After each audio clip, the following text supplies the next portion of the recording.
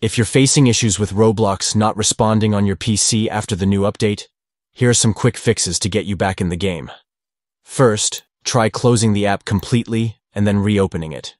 This simple step can often resolve the issue. If that doesn't work, log out and log back in.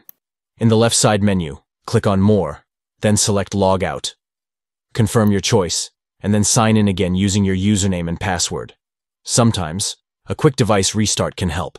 Press the Windows icon, click the power icon, and select Shutdown. Wait for about 30 seconds before turning your PC back on. Next, try connecting to a different network. From the notifications area, click on the network icon and switch to another connection if possible. Make sure to check your internet connection as well.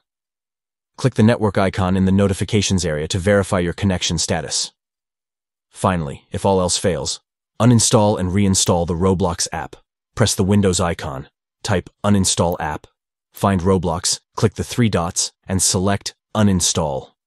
After that, head to roblox.com/download to reinstall it from the Microsoft Store. Give these steps a try and enjoy your gaming.